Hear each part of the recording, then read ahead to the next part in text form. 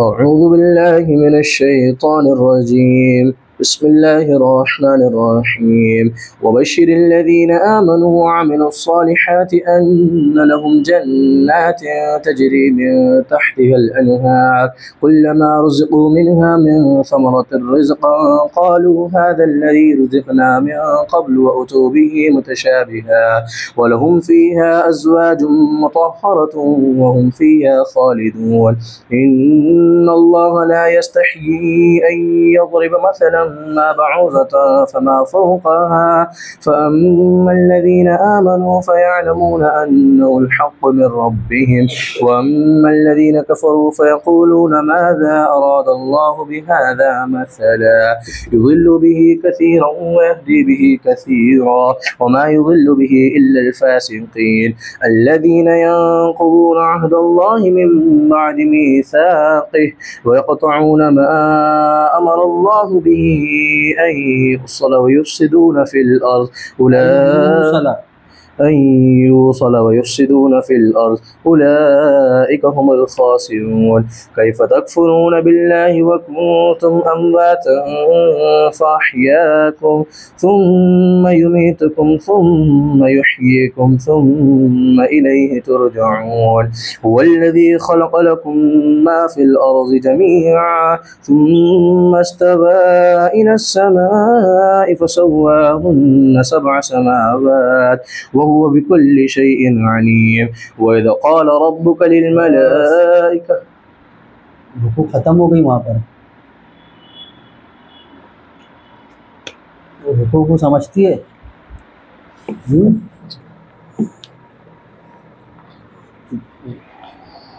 اس کو رکوع بولتے ہیں.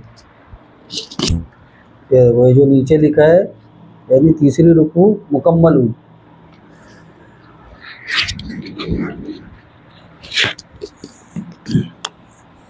اعوذ باللہ من الشیطان الرجیم. بسم اللہ الرحمن الرحیم. وبشر الذین آمنوا وعملوا الصالحات ان لهم جنات تجری من تحتها الانہار كلما رزقوا منها من ثمرة رزقا قالوا هذا الذي رزقنا من قبل وأتوا به متشابها ولهم فيها أزواج مطهرة وهم فيها خالدون. اور خوشخبری سنا دیجئے ان لوگوں کو جو ایمان لے آئے اور نیک اعمال کیے. ان کے لیے ایسے باغات ہیں جن کے نیچے نہریں جاری ہیں. جب ان کو دیا جائے گا پھل بطور رزق کے قالوا هذا الذي رزقنا من قبل تو وہ لوگ کہیں گے یہ تو وہی ہے جو ہم کو دیا جاتا رہا اس سے قبل. وَأُتُوا بِهِ مُتَشَابِهًا اور دیا جائے گا ان کو رزق اس کے مشابہ ملتا جلتا. وَلَهُمْ فِيهَا أَزْوَاجٌ مُطَهَّرَةٌ وَهُمْ فِيهَا خَالِدُونَ اور ان کے لیے جنت میں پاکیزہ بیویاں ہوں گی اور وہ ان میں ہمیشہ رہیں گے. ان اللہ لا یستحیی ان یضرب مثلا ما بعوضة فما فوقها یقیناً اللہ تبارک و تعالی نہیں شرماتا کہ وہ بیان کرے مثال مچھر یا اس سے معمولی چیز کی. فَأَمَّا الَّذِينَ آمَنُوا فَيَعْلَمُونَ أَنَّهُ الْحَقُّ مِنْ رَبِّهِمْ جو لوگ ایمان والے ہیں تو وہ جانتے ہیں کہ یہ ان کے رب کی جانب سے حق ہے. وَأَمَّا الَّذِينَ كَفَرُوا فَيَقُولُونَ مَاذَا أَرَادَ اللَّهُ بِهَذَا مَثَلًا اور وہ جو کافر ہے تو وہ کہتے ہیں کہ اللہ کا کیا مطلب ہے اس مثال سے. يُضِلُّ بِهِ كَثِيرًا وَيَهْدِي بِهِ كَثِيرًا اللہ تبارک و تعالیٰ اس کے ذریعے سے بہت سو کو گمراہ کرتا ہے بہت سو کو ہدایت دیتا ہے. وما يضل به الا الفاسقین اور اس سے صرف نافرمان ہی گمراہ ہوتے ہیں. الذين ينقضون عهد الله من بعد ميثاقه وہ لوگ جو اللہ کے عہد کو بعد مضبوط ہونے کے توڑ دیتے ہیں. وَيَقْطَعُونَ مَا أَمَرَ اللَّهُ بِهِ أَن يُوصَلَ وَيُفْسِدُونَ فِي الْأَرْضِ اور توڑتے ہیں ان رشتوں کو جن کو اللہ نے جوڑنے کا حکم دیا، وَيُفْسِدُونَ فِي الْأَرْضِ اور زمین میں فساد مچاتے ہیں، أُولَٰئِكَ هُمُ الْخَاسِرُونَ یہی لوگ نقصان اٹھانے والے ہیں۔ كَيْفَ تَكْفُرُونَ بِاللَّهِ وَكُنْتُمْ أَمْوَاتًا فَأَحْيَاكُمْ کیسے کفر کرتے ہو اللہ کے ساتھ، حالانکہ تم مردہ تھے تو اللہ نے تم کو زندہ کیا، ثم یمیتکم پھر تم کو موت دیں گا، ثم یحییکم پھر وہ تم کو زندگی دیں گا، ثم الیہ ترجعون پھر اسی کی طرف تم لوٹائے جاؤ گے۔ هو الذی خلق لکم ما فی الارض جمیعا وہی وہ ذات ہے جس نے تمہارے لیے زمین کی تمام چیزوں کو پیدا کیا، ثم استوى الی السماء پھر متوجہ ہوا آسمان کی طرف، فسواہن سبع سماوات اور بنا دیا اللہ نے 7 آسمان ٹھیک ٹھاک، وہو بکل شیء علیم اور وہ ہر چیز کا جاننے والا ہے۔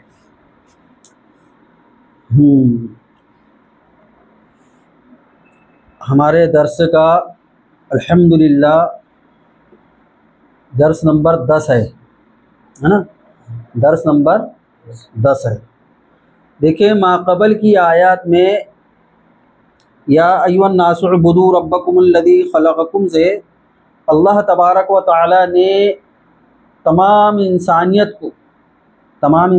کو توحید کی دعوت دی تھی، توحید کا پیغام دیا تھا کہ انسانوں اللہ ہی کو اپنا معبود مانو، انسانوں اللہ ہی کو اپنا معبود مانو، معبود حقیقی تمہارا اللہ ہی ہے، اللہ کے علاوہ کسی کو معبود نہ جانو۔ کیوں؟ کیونکہ اللہ تم کو پیدا کرنے والا ہے، تم کو رزق دینے والا ہے۔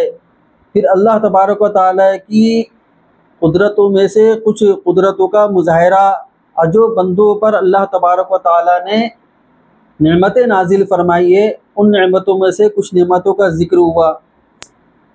پھر کفار و مشرکین نے قرآن کریم میں وہ شک کیا کرتے تھے، تو ان کو چیلنج کیا گیا کہ تم کو اگر اس بات میں شک ہے کہ اللہ کا کلام نہیں ہے تو تم اس جیسی ایک سورہ لا کر بتاؤ، تم بھی فصاحت و بلاغت کے جو دعوے دار ہو، تمہارے پاس جو فصاحت ہے، بلاغت ہے، عربی کے جاننے والے ہو،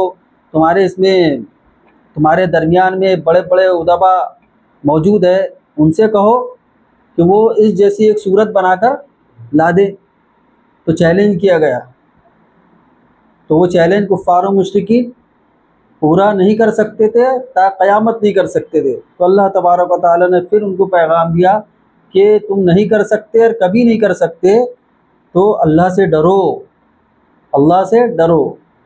پھر جہنم کی بارے میں بتایا گیا، جہنم سے ڈرایا گیا، اور قرآن کریم کا ایک بہترین انداز، فصاحت و بلاغت والا جو انداز میں سے ایک یہ بھی ہے کہ قرآن کریم میں جہاں کہیں بھی جہنم کا تذکرہ آتا ہے تو جہنم کے تذکرے کے بعد اللہ تبارک و تعالی جنت کی بشارت بھی اہل حق کے لیے سناتے ہیں۔ اس سے اس بات کا استحضار کرانا مقصود ہوتا ہے کہ ایمان صرف خوف کا نام نہیں ہے، اور ایمان صرف امید کا نام نہیں ہے، بلکہ خوف اور امید کے درمیان کی چیز ہے ایمان، کہ اللہ کے عذاب کا ڈر بھی ہو، اور اللہ کی ذات سے، اللہ کی رحمت سے امید بھی ہو۔ تو ماقبل کی آیت میں اعدت للکافرین میں جو کفار و مشرکین کے لیے جو دائمی جہنم تیار کی گئی ہے اس کا تذکرہ کیا گیا کہ اگر تم ایمان نہیں لاؤ گے، اسی طریقے سے جو کفر کرتے رہو گے، شرک کرتے رہو گے، اللہ کے احکامات کے ساتھ بغاوت کرتے رہو گے، اللہ کے احکامات کا مذاق اڑاتے رہو گے، تو پھر تمہارے لیے جو جہنم تیار کی گئی ہے۔ اب یہاں پر اس آیت میں وَبَشِّرِ الَّذِينَ آمَنُوا وَعَمِلُوا الصَّالِحَاتِ میں خوشخبری سنائی جا رہی ہے ایمان والوں کو۔ تو دیکھیں یہاں پر جو ہے جنت کی خوشخبری جو سنائی جا رہی ہے وہ صرف ایمان والوں کو نہیں سنائی جا رہی ہے۔ اس آیت پر غور کرے تو پتہ یہ چلے گا کہ جنت کا مستحق بننے کے لیے ایمان کے ساتھ ساتھ عمل صالح کا ہونا ضروری ہے۔ وبشر الذین آمنوا وعملوا الصالحات، خوشخبری سنا دیجیے ان لوگوں کو جو ایمان لے کر آئے اور نیک اعمال کیے۔ تو جو لوگ ایمان لے کر آئے ہیں اور نیک عمل کیے ان کے لیے جنت ہے۔ تو ایمان لانے کے ساتھ ساتھ نیک اعمال کرنا پڑے گا، اور نیک اعمال کرنے کے لیے گناہوں کو چھوڑنا یہ بھی ضروری ہے، گناہوں کو ترک کرنا یہ بھی نیک اعمال ہے۔ صرف نیک اعمال کے وبشر الذین آمنوا وعملوا الصالحات سے مطلب صرف یہ نہیں ہے کہ ایمان لانے کے بعد صرف نیک اعمال کرنا، برائیاں بھی کرنا ہے،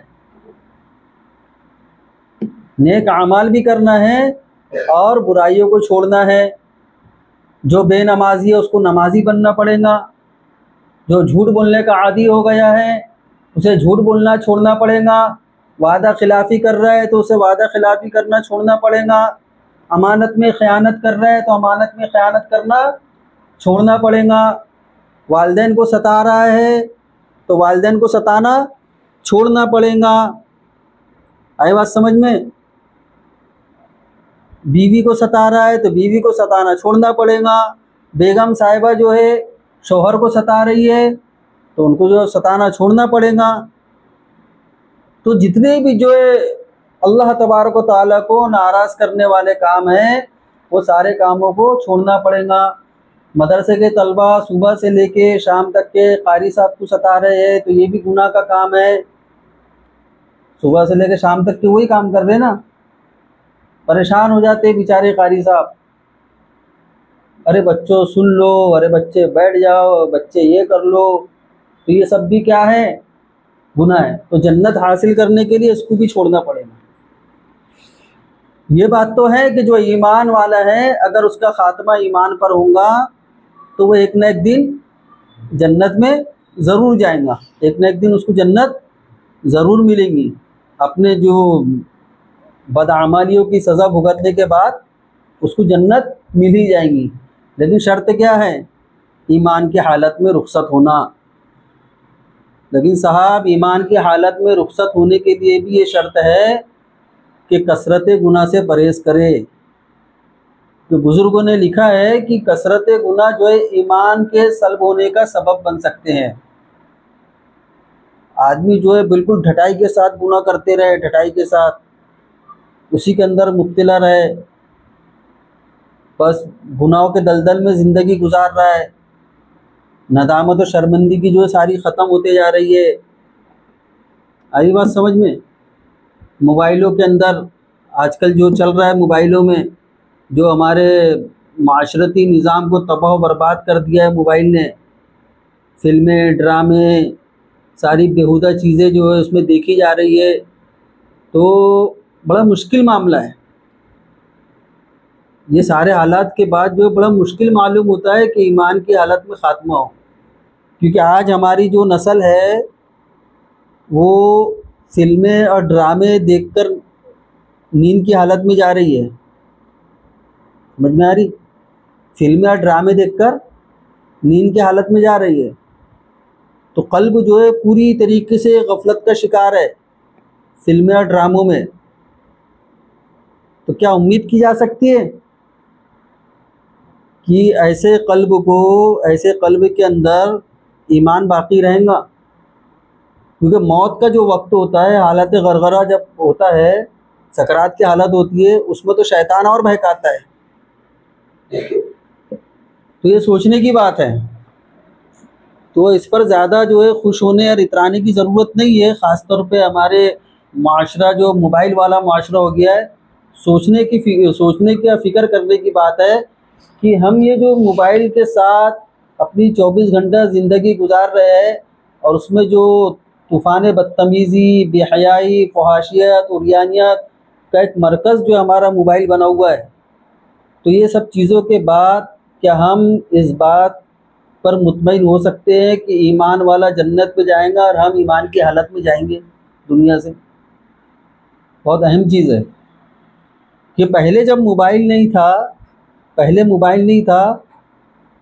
لوگوں کے پاس یہ اینڈرائڈ موبائل وغیرہ جب سے آیا، جب یہ چیز نہیں تھی تو آنکھیں گناہ کم کرتی تھی، کان گناہ کم کرتے تھے، ہاتھ اور پاؤں سے جو گناہ کم ہوتے تھے، لیکن یہ اینڈرائڈ موبائل نے ہاتھوں کو بھی گناہ کے اندر مبتلا کر رکھا ہے، آنکھوں کو بھی فحاشیت اور عریانیت کے اندر مبتلا کر دیا، کانوں کو بھی جو اس کے اندر مبتلا کر کے رکھ دیا۔ تو یہ قلب جو ہے اتنی کثرت سے جسم کا ہر عضو جو گناہ کے اندر مبتلا رہیں گا تو ایمان پر خاتمہ ہونا بڑا مشکل ہے۔ سمجھ میں آ رہی؟ طے کرو، میں بار بار چلا رہا ہوں، طے کرو موبائل کو بلا ضرورت استعمال نہ کرو۔ یہ موبائلوں میں جو فلمیں ڈرامے دیکھنے کی جو ایک دم عادت ہو گئی ہے اس کو چھوڑو۔ ایک وقت تھا، ہم نے بھی دیکھے وہ دور، ہم نے بھی وہ دور دیکھے، اگر کسی امام صاحب کے گھر میں ٹی وی ہوتی تھی تو دارالعلوم دیوبند سے فتویٰ بلایا جاتا تھا۔ ہم نے خود دیکھے وہ دور، اگر کسی امام صاحب کیا ٹی وی ہوتی تھی یا وہ امام صاحب میچ دیکھتے تھے تو دارالعلوم دیوبند سے فتویٰ بلایا جاتا تھا باقاعدہ، وہ امام صاحب کو نکالا جاتا تھا۔ میرے کو آج بھی ہمارے علاقے کے ایک امام صاحب کا اچھے سے یاد ہے کہ ان کے گھر میں ٹی وی تھی۔ اب ٹی وی میں کیا آتا تھا؟ وہی آتا تھا نا جو آج کل موبائل میں آ رہا ہے، وہی سب آتا تھا نا۔ تو ٹی وی ان کے گھر میں رہنے کی وجہ سے، جبکہ وہ امام صاحب کا یہ دعویٰ تھا کہ بھائی ہم جو ہے اس میں خبریں وغیرہ سنتے ہیں، خبریں دیکھتے ہیں، جو بھی تھا ان کو باقاعدہ مصلے پہ سے کھینچ لیا گیا تھا۔ لیکن آج کل اس کو عیب بھی نہیں سمجھا جا رہا، اس کو کوئی برائی کا کام ہی نہیں سمجھا جا رہا ہے۔ اس سے اندازہ لگاؤ کہ یہ موبائلوں کے اندر جو فلمیں ڈرامے دیکھنے کی عادت جو ہم کو کثرت سے پڑ گئی ہے تو اس کے گناہ کے ہونے کا احساس ہمارے اندر سے ختم ہو رہا ہے۔ اور گناہ کے احساس کا ختم ہونا یہ بہت خطرناک چیز ہے، یہی چیز جو کفر تک لے جاتی ہے۔ کسی بھی عمل کے گناہ ہونے کا احساس ختم ہو جانا یہ بہت خطرناک چیز ہے۔ تو یہ جو خوشخبری کی آیت اللہ تبارک و تعالیٰ نے خوشخبری دی ایمان والوں کو، تو ایمان کے ساتھ ساتھ عمل صالح کا ہونا ضروری ہے۔ جب تک کہ عمل صالح نہیں ہوگا تو اللہ تبارک و تعالیٰ کی طرف سے مکمل کامیابی نہیں ملے گی۔ اب دیکھیں آگے کیا خوشخبری ہے ایمان والوں اور عمل صالح کو، کہ ان کے لیے اللہ تبارک و تعالیٰ نے ایسے باغات تیار کیے ہیں جس کے نیچے نہریں جاری ہیں۔ ایسے باغات تیار کیے جس کے نیچے نہریں جاری ہیں۔ جنت کے جو مختصر منظر کو اللہ تبارک و تعالیٰ نے یہاں پر پیش فرمایا کہ اس کے نیچے نہریں جاری ہے، پاکیزہ بیویاں ان کو ملیں گی، پاکیزہ بیویاں ان کو ملیں گی۔ حدیث میں آتا ہے کہ جنت میں بازار لگے گا۔ کیا لگے گا؟ بازار لگے گا۔ اپنا کیسا بازار لگتا ہے؟ روایت میں آتا ہے جمعہ کے روز بازار لگے گا۔ ایک روایت میں آتا ہے جمعہ کے روز بازار لگے گا۔ اپنے علاقے میں جمعہ کے روز لگتا ہے بازار، تو وہاں پر بھی جمعہ کے روز بازار لگے گا۔ تو وہ بازار ہمارے یہاں کے بازار کی طرح نہیں ہوگا، ہمارے یہاں کے بازار کی طرح نہیں ہوگا۔ ہم بازار میں جاتے ہیں، اچھا نہا دھو کے جاتے ہیں، پراگندہ حال ہو کے آتے ہیں، دھول مٹی میں لپٹے ہوئے، ادھر سے کپڑے خراب، چہرے پہ دھول لگی ہوئی، ایسا ہی آتے ہیں نا۔ وہاں کا بازار ایسا ہوگا کہ وہاں کے بازار سے جب واپس آئیں گا، جب بازار سے گھوم کے جو بھی جنت ہے اس کی، وہاں پر جب واپس آئیں گا، اب وہ بازار بھی جنت ہی ہے، لیکن مستقل جو رہنے کا مقام ہوگا اہل خانہ کے ساتھ، تو ان کی طرف جب واپس آئیں گا تو اہل خانہ اس کو دیکھ کر کہیں گے کہ آپ تو جو ہے بازار سے آنے کے بعد اور حسین و جمیل لگ رہے، آپ کے حسن میں اضافہ ہو گیا، جب آپ یہاں سے گئے تھے تو اس سے زیادہ آپ حسین و جمیل ہو گئے۔ تو وہ شخص جو بازار سے گھوم پھر کر آئے گا وہ کہیں گا کہ آپ لوگ بھی بہت حسین و جمیل ہو گئے، تو حسن و جمال میں بھی اضافہ ہوگا۔ اور اللہ تبارک و تعالیٰ جنتیوں کو پاکیزہ بیوی عطا فرمائیں گے، پاکیزہ بیوی عطا فرمائیں گے۔ روایت میں ملتا ہے یہاں جو ہماری جو بیویاں ہوتی ہے ہمارے یہاں بیویاں کا ہوتی، بیوی ہوتی ہے ہمارے یہاں بیویاں نہیں ہوتی، بیوی ہوتی۔ جو بیویاں کی بات کرتا ہے اس کے اوپر انگلی اٹھائی جاتی ہے، اس کے اوپر ہمارے کیا کرتے، انگلی اٹھاتے۔ عجیب مزاج بن گیا لوگوں کا، ایک سے زائد نکاح کرنے کی ہمت خود میں نہیں ہے، لیکن اگر کسی مولوی صاحب نے بیچارے نے ہمت کر لیے، ہمت دکھا دیے اور بیان کے اندر بھی اس کو ظاہر کر دیے، تو بجائے ان کا ساتھ دینے کے اللہ کے بندوں نہیں کرتے، کم سے کم تو بیچارے جو ایک ہمت کیا اس کا ساتھ دے دو۔ تو ہمارے سے وہ ساتھ دینا نہیں ہوتا، ہم کیا کرتے ہیں، چوکوں پر بازاروں پر تبصرہ کرتے ہیں۔ یہ بھی ہماری قوم کا بہت بڑا المیہ ہے کہ ہمارے یہاں زنا کرنے والے کے بارے میں تبصرہ نہیں ہوتا، عیاشی کر رہا ہے، غلط رشتے بنایا ہوا ہے، اس کے بارے میں کوئی تبصرہ نہیں ہوگا، اس کے بارے میں یہ کہہ دیا جائے گا ارے یار بھیگ گیا ہوں گا۔ لیکن ایک انسان حلال راستہ اختیار کر رہا ہے، وہ راستہ جو اللہ اور اس کے رسول صلی اللہ علیہ وسلم کا بتایا ہوا راستہ ہے۔ بھائی ایک سے زائد نکاح کرنا ہے کس کا بتایا ہوا راستہ ہے؟ شریعت نے ایسا تھوڑی کہا ہے کہ اگر آپ کو کوئی عذر ہے تو آپ ایک سے زائد نکاح کرو، کہیں نہیں لکھا ہے ایسا کہ آپ کو عذر ہے تو ایک سے زائد نکاح کرو، نہ قرآن میں نہ حدیث میں۔ بغیر عذر کے بھی ایک سے زائد نکاح کر سکتا ہے انسان اگر وہ عدل کرے۔ تو ہمارے کیا ہو رہا ہے معاشرے میں، ہمارے زنا کرنے والے آزاد گھوم رہے، عیاشی کرنے والے، فحاشیت اور عریانیت کا بازار گرم کرنے والے آزاد گھوم رہے۔ لیکن اگر کوئی مولوی صاحب، کوئی مفتی صاحب اگر دوسرا نکاح کر لے یا دوسرے نکاح کی بات کر لے تو طرح طرح کے تبصرے، مرچ مسالہ لگا کر باتیں، خدا کا خوف نہیں آتا، کسی کے اوپر بہتان تراشی کرنا، الزام لگانا، یہ ساری چیزیں ہمارے معاشرے میں چل رہی ہے۔ ابھی تو میرا بازار کی طرف جانا بہت کم ہوتا ہے، لیکن اگر بازار میں چلے جاؤ تو یہی سب تبصرے ملیں گے۔ اور ہماری قوم کی تباہی اور بربادی کے جہاں بہت سارے اسباب ہیں، وہاں ایک سبب یہ بھی ہے کہ ہم نے اپنے آپ کو فراموش کر دیا، اب بس دوسروں کے تبصرے میں، تذکرے میں، دوسروں پر انگلیاں اٹھانے میں ہمارے وقت برباد ہو رہا ہے، اپنے قیمتی اوقات کو ہم ایسے ہی ضائع کر دے رہے ہیں۔ چلو بہرحال، تو پاکیزہ بیویاں ہوں گی، اور وہ بیویاں ایسی بیویاں ہوں گی کہ نافرمانی نہیں کرے گی۔ یہاں ہم اپنی بیگم کو اگر بول دو پانی لے کر آؤ، اجی میں ابھی مصروف ہوں، ابھی آپ لے لو، یا اگر لائیں گی بھی بیگم صاحبہ تو 3-4 مرتبہ بولنے کے بعد لائیں گی، یا پھر لائیں گی تو ایسا لائیں گی ناک منہ چڑھا کر لائیں گی بیگم صاحبہ پانی۔ ہوتا ہے نا ایسا؟ ہاں، گھر میں ہوتا ہے کہ نہیں ہوتا ہے؟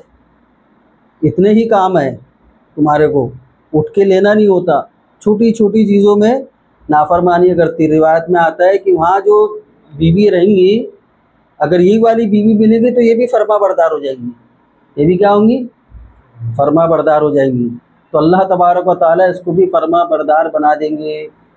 اور بیوی جو ہوں گی، ہماری جو اہلیہ ہوں گی، اگر اللہ تبارک و تعالیٰ اس کو ہمارے ساتھ جنت میں رکھیں گے تو یہی والی بیوی جنت میں رہیں گی۔ اگر مان لو کبھی ایسا ہوا شوہر صاحب بڑے نیک تھے، اب بیگم صاحبہ نیک نہیں تھی، تو بیگم صاحبہ چلے گئے جہنم میں، بیگم صاحبہ کہاں گئے؟ جہنم میں، اور شوہر صاحب چلے گئے جنت میں۔ تو روایت میں یہاں تک کہ ملتا ہے کہ وہاں پر جو ہے وہ شوہر صاحب کو ایسے ہی نہیں چھوڑا جائے گا، ایسے ہی نہیں چھوڑا جائے گا بغیر نکاح کے۔ ان کو دوسری کوئی ایسی عورت ملیں گی جنت میں جس کا یا تو نکاح نہ ہوا ہو، یا پھر کسی سے نکاح ہونے کے بعد طلاق ہو گیا ہو، بیوہ ہو گئی ہو، طلاق ہو گیا ہو، ایسا کوئی معاملہ رہا ہو، تو ایسی بھی عورتیں ہوں گی نا جنت میں، تو ان عورتوں کے ساتھ ان کا نکاح ہوگا۔ اب روایت میں ملتا ہے جنت کی حوریں بہت خوبصورت ہوں گی، تو روایت میں یہ بھی ملتا ہے کہ جو بیوی ہوں گی وہ حوروں سے زیادہ خوبصورت رہیں گی۔ اب اگر کسی کی بیگم صاحبہ کالی ہے، سانولی ہے، नाक नक्शा जो उतना खूबसूरत नहीं है, तो उनको भी घबराने की ज़रूरत नहीं है, क्योंकि अल्लाह तबारक व तआला वहाँ पर उनको हसीन व जमील कर देगा। ये ये जो चेहरा था जो शोहर के लिए जो है गैर रग़बती का बाइस बनता था, वैसा नहीं होगा। अल्लाह तबारक व तआला उस कम खूबसूरत नाक नक्शे वाली को, बदसूरत बोलना तो अच्छा लफ्ज़ नहीं लगता, गैर मुनासिब लफ्ज़ है, क्योंकि अल्लाह तबारक व तआला की तख्लीक करदा चीज़ है। और अल्लाह तबारक व तआला ने मुतलक़न फरमाया, लक़द ख़लक़नल इंसान फ़ी अहसनी तक़वीम, हमने बड़े खूबसूरत ढांचे में इंसान को सांचे में ढाला है। तो कम खूबसूरत किसी की बीवी है तो अल्लाह तबारक व तआला उनको हुस्न जमाल अता फरमा देगा। बीवियाँ फरमा बरदार होंगी। तो हम जो है दुनियावी माशरे के अंदर जो एकदम तकाज़ा करते कि हमारी बीवी हमारी फरमा बरदार रहे, हमारी जो नाफरमानी ना करे, ये आजकल मर्दों की डिमांड रहती है, हर मर्द की डिमांड रहती है। लेकिन कहीं ना कहीं मर्द हजरात इस मामले में गुलू करते हैं। गुलू कैसा करते? खुद सिस्टम तबाह बर्बाद करके रखे हुकूक का बीवी के जो हुकूक है उसका सिस्टम हमने तबाह बर्बाद कर दिया है।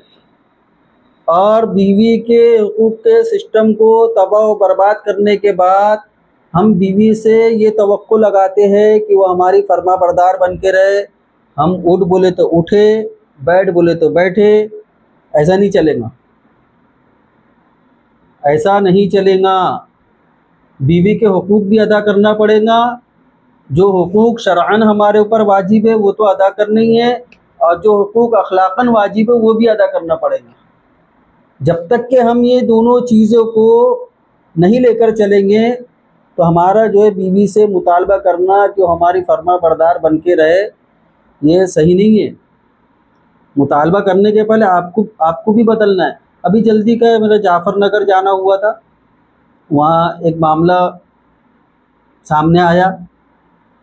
आधा घंटा शौहर ने बीवी की शिकायत की, आधे घंटे तक के शौहर साहब ने बीवी की शिकायत की। जितनी भी शिकायतें शौहर ने बीवी की वो सारी शिकायतें नॉर्मल लड़कियों के अंदर, औरतों के अंदर पाई जाती है। अगर वो साहब के घर के अंदर भी वो ख़वातीन होंगी तो अगर ये वो सोचे, गौर फिक्र कर ले कि यार ये जो ऐब मैं अपनी बीवी के बता रहा हूँ, सुना रहा हूँ बाहर के शख्स को बुलाकर, तो ये ऐब, ये ख़राबियाँ मेरे जो ख़ानदान के जो लोग हैं, मेरे घर के लोग हैं, उनके अंदर भी है। तो मैं उसको कैसे हैंडल कर रहा हूँ? क्या मैं अपनी बहनों की इन खराबियों को, इन ऐबों को बाहर के लोगों को बुलाकर बता रहा हूँ? नहीं बताता इंसान। तो बीवी औरत हमारे पास बहन की शक्ल में है या माँ की शक्ल में है, तो उससे हम वो सारी चीज़ें, वो सारी कमियों को हम बर्दाश्त कर ले रहे। लेकिन एक औरत जो दूसरी जगह से आई हुई है, अपने माँ बाप को छोड़कर सारी चीज़ों को कुर्बान करके वो आई हुई है, तो हमसे ये चीज़ बर्दाश्त नहीं होती। वो अना का मसला आ जाता है, वहाँ मैं मसला जो है वहाँ पर मैं का आ जाता है। क्योंकि वो मर्द जो कव्वाम है ना, मर्द जो है कव्वाम है, सरदार है, तो मर्द बाज़ दफ़ा जो है सरदारी के गुरूर में आ जाता है और वो फिर औरत को इस बात की नसीहत नहीं करता, प्यार मोहब्बत शफ़क़त से, देखो फर्मा बरदारी इख्तियार करो, हुस्न अखलाक इख्तियार करो। अच्छा, हुस्न अखलाक का मुतालबा जो औरत से किया जाता है, खुद मर्द हजरात का, हर मर्द की बात नहीं कर रहा हूँ, बाज़ मर्द अच्छे भी है, हुस्न अखलाक की बातें होती हैं बीवी के मामले में। हुस्न अखलाक, हुस्न किरदार की बातें बहुत होती है कि बीवी के अखलाक अच्छे नहीं है, उसका किरदार अच्छा नहीं है। लेकिन ख़ुद शौहर साहब का मामला ये होता है कि हुस्न अखलाक और हुस्न किरदार से बिल्कुल कोरे होते हैं। शौहर साहब का मुतालबा बीवी से होगा कि वो बीवी जो है मेरे माँ बाप की इज़्ज़त करे, मेरे माँ बाप की इज़्ज़त करे। میرے بہن بھائیوں کی عزت کرے، لیکن خود شوہر صاحب جو ہے بیوی کے بھائی بہنوں کی ماں باپ کی عزت کی دھجیاں اڑاتے رہیں گے، تو ایسے زندگی کی گاڑی چلیں گی؟ ایسے نہیں چلتی۔ سب سے پہلے تو آپ کو یہ دیکھنا ہے کہ آپ نکاح کر رہے ہیں جس جگہ، مزاج میں موافقت مکمل طور پر تو نہیں ہو سکتی، لیکن زیادہ تر ایک دوسرے کے مزاج میں موافقت ہو، آپ کا ماحول اس کو پسند آتا ہو، اس کو آپ کا ماحول پسند آئے، ایسے ماحول میں نکاح کرے۔ سب سے پہلی بات تو یہ، آج کل جو بے جوڑ رشتے ہوتے ہیں، بے جوڑ رشتے بھی فساد کی بنیاد بنتے ہیں، بے جوڑ رشتے بھی فساد کی بنیاد بنتے ہیں۔ کئی جگہ بیویوں کی بھی کارستانی بڑی عجیب و غریب رہتی ہے، ایسا بھی ہوتا ہے۔ دونوں طرف سے غلطیاں ہو رہی ہے، غلطیاں دونوں طرف سے ہو رہی ہے۔ بیوی یہ نہیں سوچتی کہ میرا جو شوہر ہے رات دن محنت کر رہا ہے، مشقت اٹھا رہا ہے، تکلیفیں اٹھا رہا ہے، بھئی یہ معاشی زندگی کی اتنی بھاگ دوڑ جو کر رہا ہے، اتنی جو محنت و مشقت کر رہا ہے، کیوں کر رہا ہے؟ فرد واحد کو اتنی محنت کرنے کی آج کل ضرورت نہیں ہے۔ معاشی زندگی میں اگر میں ایک فرد ہوں، میرے کو اگر 2 ٹائم 3 ٹائم کھانا ہے، میری جو ضرورت کیا ہے 2-3 ٹائم کھانا اور کپڑے، یہ ایک میری خالص میری ضرورت ہے، تو میرے کو خالص اپنے لیے اتنی محنت مشقت کرنے کی ضرورت نہیں ہے۔ آج کل 2 ٹائم 3 ٹائم کا کھانا آدمی کہیں پہ بھی کھا لیتا، بغیر کمائے بھی کھا لے گا، لیکن وہ معاشی زندگی کی تکلیف کب اٹھانا شروع کرتا ہے؟ خاص طور پہ مرد نکاح کے بعد، اپنی فیملی کو خوش کرنے کے لیے، اب کہ میری بیوی کو جو میں اچھی زندگی دے سکوں۔ لیکن بیگم صاحبہ کیا کرتے؟ بیگم صاحبہ کو ماں باپ برداشت نہیں ہو رہے، بیگم صاحبہ کو ماں باپ برداشت نہیں ہو رہے، پھر بیگم صاحبہ مسئلے بتاتے ہیں کہ میرے ذمے اللہ تبارک و تعالیٰ نے آپ کے والدین کی خدمت کو فرض نہیں کیا ہے۔ اور شوہر صاحب جو اگر ہمارے جیسے رہے تو ہم تو یہ بولیں گے، جی آپ نے درست فرمایا، آپ کے ذمے والدین کی خدمت فرض نہیں ہے، لیکن اللہ تبارک و تعالیٰ نے ہمارے ذمے ایک بیوی پر اکتفا کرنا بھی فرض نہیں کیا ہے۔ آئی بات سمجھ میں؟ تو یہ جو میاں بیوی کی جو خانگی جو زندگی ہے، یہ جو تباہ و برباد ہو رہی ہے، یہ تباہ و برباد ہونے کی وجہ یہ ہے کہ دونوں طرف سے حقوق پامال ہو رہے، شوہر کی طرف سے بھی بیوی کی طرف سے بھی، دونوں اپنے اپنے حقوق برابر ادا کرے، اور صرف اپنے آپ کو شرعی حقوق کے اندر باندھے نہ رکھے، شرعی حقوق کے اندر، کیونکہ کچھ حقوق ایسے ہیں جو مرد کے ذمے بحیثیت شوہر ہونے کے فرض نہیں ہے، لیکن شوہر اخلاقاً اس کو ادا کرتا ہے، اخلاقاً اس کو ادا کرتا ہے۔ اسی طریقے سے بیوی کے اوپر بہت ساری چیزیں جو ہے فرض نہیں ہے، تو وہ بھی اخلاقاً اس کو ادا کرے۔ تو اس طریقے سے جب چلیں گے تو زندگی خوشگوار بنے گی، نہیں تو آئے دن بس کوئی ہفتہ ایسا نہیں جاتا، کوئی ہفتہ ایسا نہیں جاتا کہ کسی کا فون اس لیے نہ آئے کہ میں اپنے شوہر سے پریشان ہوں، اور شوہر بھی یہ بول رہا ہو کہ میں اپنی بیوی سے پریشان ہوں، ہر ہفتے کا یہ لگا ہوا ہے۔ تو اس کی وجوہات پر غور کرنا چاہیے۔ چلو بہرحال نہیں تو اپنا درس رہ جائے گا نا، ازواج پر آ کے جو ہے گاڑی اٹک گئی۔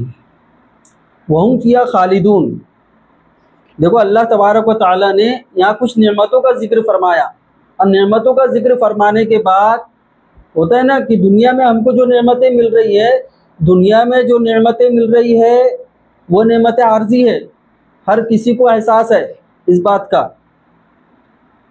تو جب اس بات کا احساس انسان کے اندر رہتا ہے کہ یہ نعمت جو مجھے ملی ہے یہ ختم ہو جائیں گی، یہ ختم ہو جائیں گی، تو خوشی کا احساس کم ہو جاتا ہے کہ یار یہ ایک نہ ایک دن تو ختم ہونے والی ہے، آج میں جوان ہوں کل بوڑھا ہو جاؤں گا، آج میں صحت مند ہوں کل مجھے بیماریاں لاحق ہوں گی۔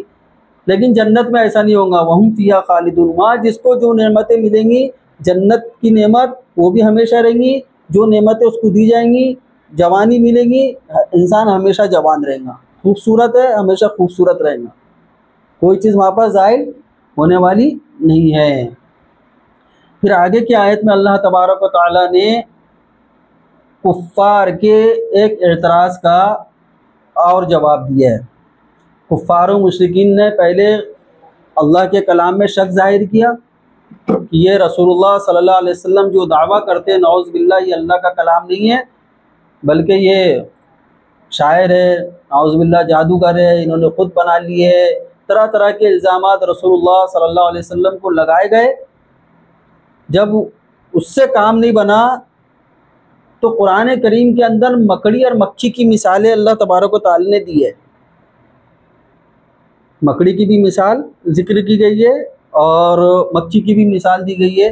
مکھی کی مثال اس بابت ذکر ہوئی ہے قرآن کے اندر کہ یہ بتوں کو جو تم پوجا پرستش کرتے ہو، ان کو اپنا معبود بنائے ہوئے، یہ بت جو اتنے بے حیث ہے کہ ان کے اوپر اگر مکھی بھی بیٹھ جائے تو یہ ہٹا نہیں سکتے، یہ ہٹا نہیں سکتے۔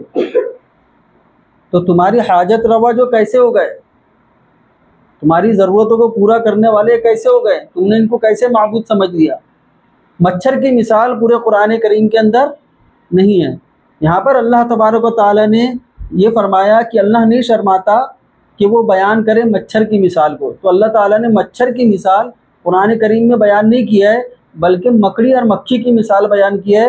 تو مکڑی اور مکھی سے جو معمولی چیز ہے مچھر، اللہ تبارک و تعالیٰ یہ فرما رہے کہ کسی کو سمجھانے کے لیے، بات کو سمجھانے کے لیے اللہ تبارک و تعالیٰ نہ مچھر جیسے معمولی چیز کی مثال کو بیان کرنے کو شرمائیں گا اور نہ اس سے زیادہ معمولی چیز کو بیان کرنے سے شرمائیں گا، کیونکہ مثال جو دی جاتی ہے، جس کے لیے مثال بیان کی جا رہی ہے اس کے حساب سے دی جاتی ہے۔ مثال جس کے تعلق سے بیان کی جا رہی ہے اس کے حساب سے دی جاتی ہے اور مضمون کو واضح کرنے کے لیے دی جاتی ہے۔ مثال کا مقصد کیا ہوتا ہے؟ مضمون کو واضح کرنا ہوتا ہے۔ اب اگر اب ہم کو اگر مثال دینا بتوں کی، ہم کو مثال دینا بتوں کی مثال دینا ہے تو ہم کوئی اعلیٰ چیز کا تذکرہ تو نہیں کریں گے بتوں کی مثال دینے میں۔ بت جو حقیر چیز ہے تو اس کی مثال کے لیے معمولی چیز کا استعمال ہوگا۔ اللہ تبارک و تعالیٰ فرماتے جو اہل حق ہوتے ہیں، جو ایمان والے ہوتے ہیں، اللہ تبارک و تعالیٰ کے کلام پر جن کا یقین ہے، رسول اللہ صلی اللہ علیہ وسلم کے فرامین پر جن کا یقین ہے، تو وہ لوگ اس کو حق جانتے ہیں۔ وہ لوگ سمجھتے ہیں کہ یہ مثال اللہ تبارک و تعالیٰ نے جو دیے ہیں وہ مضمون کو واضح کرنے کے لیے دیے، اور جن کے اندر جو فسق ہے، فسق فجور بھرا ہوا ہے، اللہ تبارک و تعالیٰ کی بغاوت پر ڈٹے ہوئے، جنہوں نے ٹھان لیا ہے کہ اتنے واضح دلائل سامنے رہنے کے باوجود بھی اللہ کی وحدانیت کا اقرار نہیں کریں گے۔ کتنے واضح دلائل ان کو دیے گئے، کتنے واضح دلائل، کتنا واضح دلیل ہے کہ اللہ رب ہے، یہ کتنی واضح دلیل ہے۔ اللہ خالق ہیں، یہ کتنے واضح دلیل ہے اللہ کے معبود ہونے کی۔ رسول اللہ صلی اللہ علیہ وسلم سے معجزات ظاہر ہوئے، واضح دلائل جو ہے نبوت کے ملے، لیکن انہوں نے ساری چیزوں کا انکار کیے۔ تو جو لوگ اس قسم کے ہوتے ہیں وہ لوگ ان مثالوں پر اعتراض کرتے ہیں، لیکن جو ایمان والے ہوتے، اہل حق ہوتے، وہ سمجھتے اس چیز کو کہ یہ ہمارے رب کی جانب سے ہیں۔ پھر اللہ تبارک و تعالیٰ آگے فرماتے ہیں کہ اللہ تعالیٰ اس کے ذریعے سے بہت سو کو ہدایت دیتا ہے، بہت سو کو گمراہ کرتا ہے۔ قرآن جو ہے اصل قرآن ہدایت کے لیے آیا ہے، قرآن ہدایت کے لیے آیا ہے، لیکن جو یہ طے کر لے اپنے آپ میں کہ مجھے ہدایت حاصل نہیں کرنا ہے، مجھے اپنی گمراہی پر ڈٹے رہنا ہے، اپنے شرک پر ڈٹے رہنا ہے، تو پھر اللہ تبارک و تعالیٰ ایسے شخص کو ان مثالوں کے ذریعے سے اور قرآن کریم کے ذریعے سے گمراہ کرتے ہیں، جیسا کہ کفار و مشرکین جن لوگوں نے ایمان نہیں لے کر آئے وہ گمراہ ہوئے، ان مثالوں پر اعتراض کر کے گمراہ ہوئے اور دیگر آیتوں پر اعتراض کر کے گمراہ ہوئے۔ آج بھی جو کفار و مشرکین ہیں وہ قرآن کریم کی جو کچھ آیتوں پر اعتراض کر کے گمراہی کی طرف گئے ہوئے، اس کے آیت کے مفہوم کو، مطلب کو نہ سمجھتے ہوئے گمراہی کی طرف چلے گئے۔ جو ہدایت کا طالب ہو کر قرآن کو پڑھیں گا، ہدایت کا متلاشی ہو کر قرآن کو پڑھیں گا، ہدایت کا متلاشی ہو کر قرآن کو سمجھے گا، تو اللہ تبارک و تعالیٰ اس کو ہدایت عطا فرمائیں گے۔ ایسے لوگوں کو، ایسے کفار و مشرکین کو قرآن کریم نے فاسق کہا ہے۔ کیا کہا ہے؟ فاسق۔ فاسق کا جو لفظ ہے قرآن کریم میں گنہگاروں کے لیے بھی استعمال ہوا ہے اور کفار و مشرکین کے لیے بھی استعمال ہوا ہے۔ گنہگاروں کے لیے بھی استعمال ہوا ہے اور کفار و مشرکین کے لیے بھی استعمال ہوا ہے۔ یہاں پر جو کفار و مشرکین کے لیے لفظ استعمال ہوا ہے اور پھر ان کی صفتیں بیان کی گئی ہے کہ یہ فاسق ایسے ہیں جنہوں نے اللہ کے عہد کو توڑا ہے۔ یہ ایسے فاسق ہیں، ایسے کافر ہیں کہ جنہوں نے اللہ کے عہد کو مضبوط کر لینے کے بعد توڑا ہے۔ تو یہاں پر کون سا عہد مراد ہے؟ عالم ارواح میں جب ہماری روح جمع تھی تو ہم سے ایک عہد لیا گیا تھا، ہم سے عہد لیا گیا تھا جسے عہد الست کہتے ہیں۔ ہم سے عہد لیا گیا تھا۔ کس بات کا عہد لیا گیا تھا؟ کیا میں تمہارا پروردگار؟ اللہ تبارک و تعالیٰ کیا تمہارا پروردگار نہیں ہے؟ اللہ نے پوچھا تھا کیا میں تمہارا پروردگار نہیں ہوں؟ کیا میں تمہارا رب نہیں ہوں؟ کیا میں تمہارا رب نہیں ہوں؟ تو ساری روحیں حضرت آدم علیہ السلام سے لے کر قیامت کے دن تک کے جتنے بھی لوگ دنیا میں آنے والے سب نے قبول کیا تھا، قالو بلا، کیوں نہیں، آپ ہمارے رب ہو۔ تو سب نے اللہ کی ربوبیت کا اقرار کیا، اللہ کے معبود حقیقی ہونے کا اقرار کیا، لیکن دنیا میں آنے کے بعد اس عہد کو کفار و مشرکین نے توڑ دیا۔ اللہ کو چھوڑ کر بتوں کی پرستش کرنے لگے، اللہ کو چھوڑ کر بتوں کو اپنا معبود بنانے لگے۔ تو اس عہد کے بارے میں ذکر ہے الذین ینقضون عہد اللہ من بعد میثاقہ، اور دوسری صفت ان کی بیان کی وَيَقْطَعُونَ مَا أَمَرَ اللَّهُ بِهِ أَن يُوصَلَ۔ یہ فاسقین، یہ کفار ایسے ہیں کہ اللہ تبارک و تعالیٰ نے جن رشتوں کو جوڑنے کا حکم دیا ہے، جن رشتوں کو جوڑنے کا حکم دیا وہ رشتوں کو توڑتے ہیں۔ بندے کا اللہ کے ساتھ تعلق ہے، وہ تعلق توڑے ہوئے۔ بندے کا رسول اللہ صلی اللہ علیہ وسلم کے ساتھ ایک رشتہ ہے، اس کو توڑے ہوئے۔ بندے کا اللہ کے ساتھ جو تعلق بنا ہوا ہے اس کا تقاضا کیا ہے؟ اللہ تبارک و تعالیٰ نے جو قرآن کریم نازل کیا ہے اس کو مان لے۔ بندے کا رسول اللہ صلی اللہ علیہ وسلم کے ساتھ تعلق جوڑنے کا مطلب کیا ہے کہ رسول اللہ صلی اللہ علیہ وسلم نے جتنی بھی باتیں ارشاد فرمائی ہیں وہ حق ہے، سچ ہے، اس بات کو تسلیم کر لے۔ لیکن کفار و مشرکین اس کو توڑے ہوئے۔ اور اس کے علاوہ جو رشتے ہیں جن لوگوں کے درمیان میں رہ رہے ہیں، جن لوگوں کے درمیان میں زندگی گزار رہے ہیں، اہل خاندان سے ان لوگوں نے رشتہ توڑا، پڑوسیوں سے انہوں نے رشتہ توڑا، پڑوسی کے حقوق کو طلب کر کے انہوں نے رشتہ توڑا، تو یہ ساری صفتیں ان فاسقین کی بیان کی گئی ہے کہ ان لوگوں نے رشتہ توڑے۔ اور رشتہ توڑنے کا نتیجہ کیا ہوتا ہے؟ اللہ کے ساتھ جو تعلق ہے وہ تعلق جب ٹوٹے گا، نبی کے ساتھ جو تعلق ہے وہ تعلق جب ٹوٹے گا، اور خاندانی تعلقات جب ٹوٹیں گے تو لازماً زمین میں فساد پیدا ہوگا، لازماً زمین میں فساد پیدا ہوگا۔ اسی کو اللہ تبارک و تعالیٰ نے فرمایا وَيُفْسِدُونَ فِي الْأَرْضِ، اور وہ زمین میں فساد مچاتے ہیں۔ آگے اللہ تبارک و تعالیٰ فرماتے کیف تکفرون باللہ وکنتم امواتا فاحیاکم۔ اب پھر اللہ تبارک و تعالیٰ دلائل دے رہے، پھر اللہ تبارک و تعالیٰ کفار و مشرکین کو دلیل دے رہے کہ تم ذرا یہ یاد کرو کہ تم تو بے جان تھے، مردہ تھے۔ انسان کیا تھا؟ بے جان تھا، مردہ تھا۔ سورہ دہر میں اللہ تبارک و تعالیٰ نے ذکر کیا هل أتى على الإنسان حين من الدهر لم يكن شيئا مذكورا۔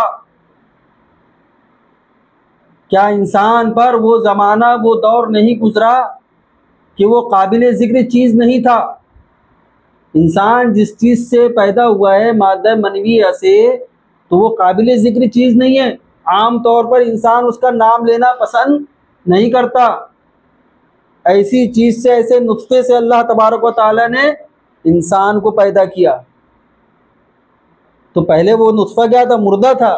مردہ تھا مراد وہ نطفہ مردہ تھا، اس کے اندر کوئی زندگی نہیں تھی، قابل ذکر نہیں تھا۔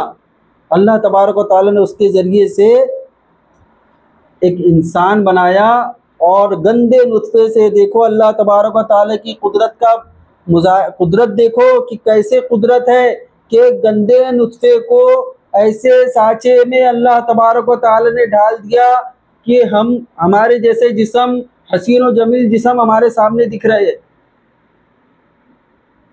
کتنی بڑی قدرت والا ہے۔ اور پھر وہ نطفے سے بنے ہوئے انسان کو پھر اللہ تبارک و تعالیٰ نے بہترین سانچے میں ڈال کر حسین و جمیل بنا کر فرمایا لقد خلقنا الانسان فی احسن تقویم۔ تو یہ کفار و مشرکین کو کیا ہو گیا ہے کہ یہ جو ہے اللہ تبارک و تعالیٰ کی قدرت کا ایسا مظاہرہ دیکھنے کے بعد بھی ایمان نہیں لاتے۔ کیوں نہیں سمجھ میں آتا کہ تم پہلے مردہ تھے یعنی نطفہ تھے، پھر اللہ تبارک و تعالیٰ نے تم کو زندگی دی، پھر وہ اللہ تم کو موت دیں گا۔ ابھی ہم زندگی سے گزر رہے، پھر ہم کو موت واقع ہوں گی، اب پھر اس کے بعد دوبارہ زندہ کیے جائیں گے۔ اسی کو کفار و مشرکین جو ہے یاد کریں گے۔ سورہ غافر کی آیت نمبر 11 کے اندر اللہ تبارک و تعالیٰ نے اس کو نقل فرمایا، ذکر فرمایا، قالوا ربنا امتنا اثنتین وحییتنا اثنتین فاعترفنا بذنوبنا فہل الی خروج من سبیل۔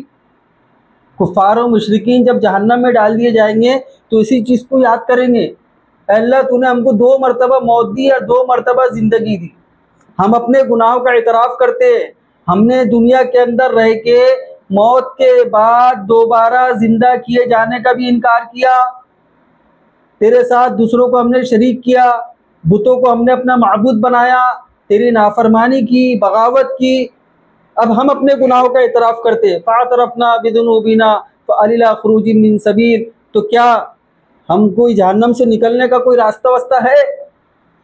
یہ پوچھیں گے۔ اسی طریقے سے ایک جگہ اللہ تبارک و تعالیٰ نے ارشاد فرمایا جب جہنمی جہنم میں داخل کر دیے جائیں گے تو وہ اللہ تبارک و تعالیٰ سے درخواست کریں گے ربنا اخرجنا نعمل صالحا غیر الذی كنا نعمل اولم نعمرکم ما یتذکر فیہ من تذکر وجاءکم النذیر فذوقوا فما للظالمین من نصیر۔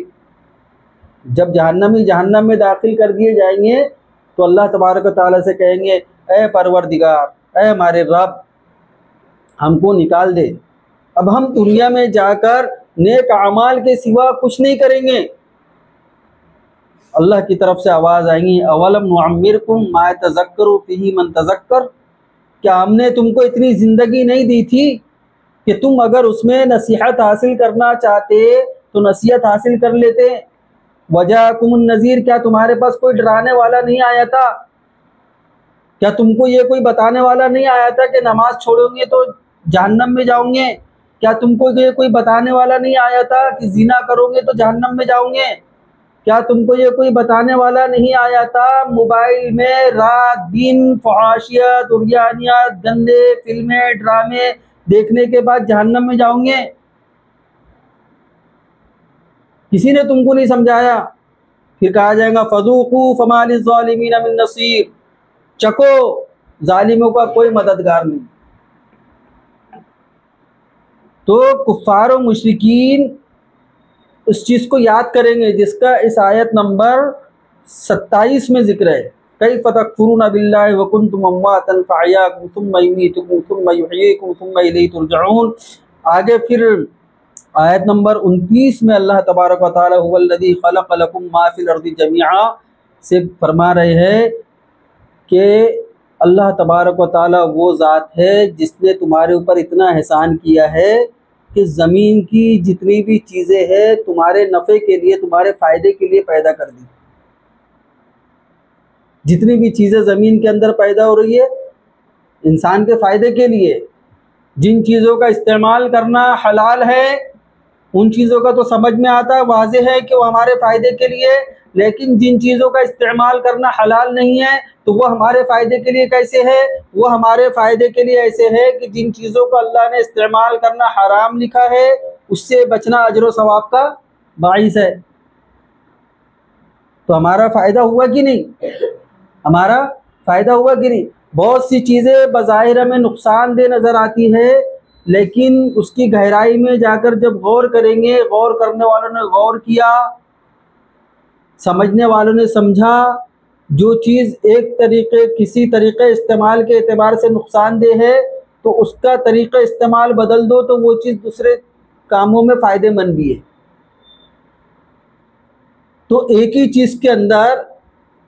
چیز کے اندر اللہ تبارک و تعالیٰ نے نقصان بھی رکھا، فائدہ بھی رکھا، تو یہ سب اللہ تبارک و تعالیٰ نے ہمارے لیے پوری دنیا، زمین بنا دی، آسمان بنا دیے، ساری چیزیں اللہ نے ہمارے لیے بنا دی، اور اس کے بدلے میں کیا کہا جا رہا ہے؟ اے اللہ کے بندو، اللہ کی وحدانیت کا اقرار کرو، رسول اللہ صلی اللہ علیہ وسلم کی رسالت کا تسلیم کر لو، اللہ کے احکام کے مطابق زندگی گزارو، نافرمانیوں سے توبہ کر لو، معصیت سے توبہ کر لو، اگر معصیت سرزد ہو جائے تو اللہ تبارک و تعالیٰ سے مانگ لو، ہدایت طلب کر لو، یہی چیز مانگا جا رہا ہے، مطالبہ کیا جا رہا ہے۔ اور یہ ساری چیزیں جن کا مطالبہ اللہ تبارک و تعالیٰ ہم سے کر رہے ہیں، اس میں اللہ تبارک و تعالیٰ کا کوئی فائدہ نہیں ہے۔ ساری دنیا اگر اللہ تبارک و تعالیٰ کی عبادت میں لگ جائے تب بھی اللہ تبارک و تعالیٰ کی ہماری عبادت کرنے سے کوئی شان میں اضافہ ہونے والا نہیں ہے، کیونکہ اللہ تبارک و تعالیٰ کسی کا محتاج نہیں ہے۔ ساری دنیا اللہ کی باغی بن جائے تب بھی اللہ تبارک و تعالیٰ کی شان میں کوئی کمی آنے والی نہیں ہے۔ ما یفعل اللہ بعذابکم ان شکرتم وآمنتم وکان اللہ شاکرا علیما۔ کتنے پیارے انداز سے اللہ تبارک و تعالیٰ فرما رہے کہ اگر تم ایمان لے کر آ جاؤ، نیک اعمال کرو، اچھے بن جاؤ، تو اللہ کو تم کو عذاب دے کر کیا کرنا ہے؟ اللہ کو تم کو عذاب دے کر کیا کرنا ہے؟ دیکھو یہ جو آیت ہے، ابھی جو درس ہوا، یہ اس کے اصل مخاطب کفار و مشرکین ہے، لیکن ہم کو بھی ہماری زندگی پہ غور کرنا ہے کہ ہم جو ہے مکمل طور پہ جیسا اللہ تبارک و تعالیٰ کی طرف سے تقاضا کیا جا رہا ہے دین پر چلنے کا، ہم اس طریقے سے چل رہے ہیں یا نہیں۔ میں بھی اپنا محاسبہ کروں، آپ لوگ بھی اپنا محاسبہ کرو، اللہ تبارک و تعالیٰ سے مدد طلب کرو، اے اللہ مجھے ہدایت عطا فرما، اے اللہ مجھے ہدایت عطا فرما۔ دیکھو ہدایت کی دعا ایک ایسی دعا ہے جو رد نہیں ہوتی، اگر صدق دل سے انسان ہدایت مانگے گا، دوسری دعاؤں کے بارے میں انسان یہ کہہ سکتا ہے کہ دعا قبول ہوئی یا نہیں ہوئی، لیکن ہدایت کی دعا مانگنا، ایک ہدایت کی دعا ایک ایسی دعا ہے جو اللہ تبارک و تعالیٰ رد نہیں فرماتے۔ ہدایت کو مانگنا بھی ہے اور ہدایت کے لیے ہم کو کوشش بھی کرنا ہے۔ اللہ تعالیٰ سے دعا ہے کہ اللہ تعالیٰ کہنے سننے سے زیادہ عمل کرنے کی توفیق عطا فرمائیں۔